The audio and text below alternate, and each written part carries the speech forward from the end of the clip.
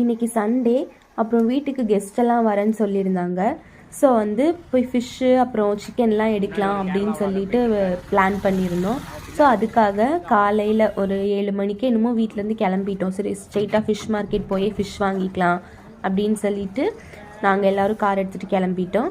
So fish மார்க்கெட்டில் சரியான கூட்டம். நம்ம தான் வாங்குகிறோம் அப்படின்னு நினச்சா அங்கே போய் பார்த்தா ஒரு ஊரே அங்கே தான் இருந்துச்சு அப்படின்னு சொல்லலாம். அவ்வளோ கூட்டம். போகிற வழியில் பார்த்தா ஒரு அண்ணா வந்து ஒரு பெரிய மீன் வச்சுருந்தாங்க. இந்த மீன் பேர் என்னன்னு எனக்கு தெரியல, தெரிஞ்சிச்சுன்னா கீழே கமெண்ட் பண்ணுங்கள். மார்க்கெட்டில் எல்லா மீன் வெரைட்டியுமே இருந்துச்சு. எனக்கு வந்து நிறையா ஃபிஷ்ஷோட பேர் தெரியாது. எனக்கு தெரிஞ்சது 2-3 ஃபிஷ் தான். இந்த மத்தி மீன், அயிலை மீன், அப்புறம் நெய் மீன், பாறை மீன், இப்படி தான் எனக்கு தெரியும். எனக்கு எல்லா ஃபிஷ் பேரும் தெரியாது. நான் போனாலும் அவங்ககிட்ட கேட்டு தான் கேட்பேன், இந்த மீன் பேர் என்ன அப்படின்னு கேட்டு தெரிஞ்சுக்குவேன். இன்னும் நான் அவ்வளோ பழகலை.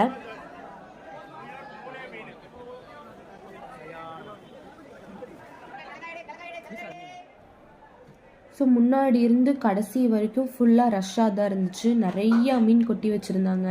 நிறையா மீன் பேர் தெரில. இப்படி நண்டு இருந்துச்சு, ப்ரான் இருந்துச்சு, எல்லாமே நிறையா இருந்துச்சு. நீங்கள் ஏதாவது ஃபிஷ் வாங்கணும், உங்களுக்கு ஏதாவது வெரைட்டி வேணும்னா கண்டிப்பாக இங்கே வந்து பாருங்கள். ஏன்னா அவ்வளோ கூட்டமாக இருந்துச்சு. நாங்கள் முன்ன பின்ன போயிருக்கோம், பட் ஆனாலும் வந்து இங்கே போய் வாங்கினா தான் நமக்கு நிறையா வெரைட்டி கிடைக்கும் அப்படின்னு சொல்லிட்டு நாங்கள் எப்போவுமே வந்து இங்கே தான் மோஸ்ட்லி வருவோம்.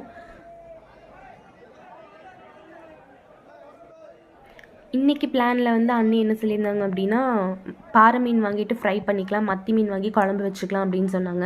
ஸோ நாங்கள் பாறை மீன் வாங்கிட்டோம். ஒரு 3 கிலோ கிட்ட வாங்கினோம்.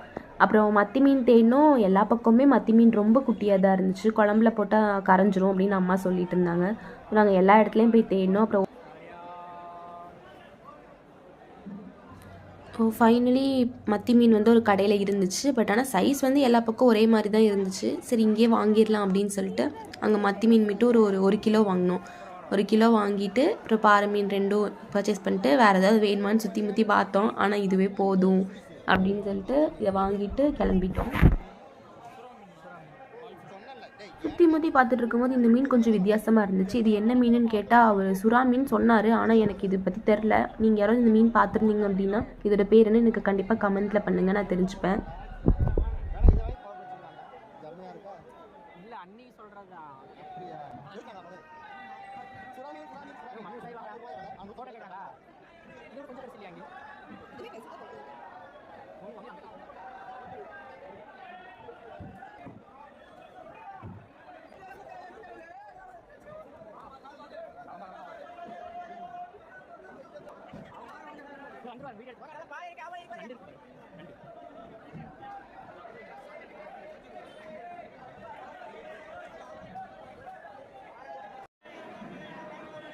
ஸோ நாங்கள் ரெகுலராக மீன் வாங்கணுன்னா இங்கே உக்கடம் மார்க்கெட் தான் வருவோம்.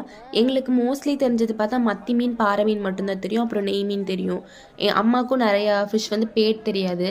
ஸோ எந்த மீனை எது பண்ணலான்னு எங்களுக்கு அவ்வளோ ஷியராக தெரியாது. ஸோ மத்தி மீனை குழம்பு வைக்கணும்னு தெரியும். பாறை மீன் வந்து ஃப்ரை பண்ணுவோம். நெய் மீன் வாங்கினா ஃப்ரை பண்ணுவோம். இன்னும் இந்த புதுசாக நாங்கள் எதுவும் வாங்கி ட்ரை பண்ணதில்லை.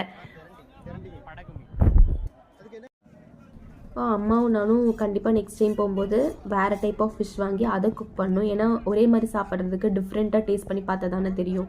அதனால் கண்டிப்பாக வேறு மாதிரி வெரைட்டி வாங்கலான் இருக்கோம்.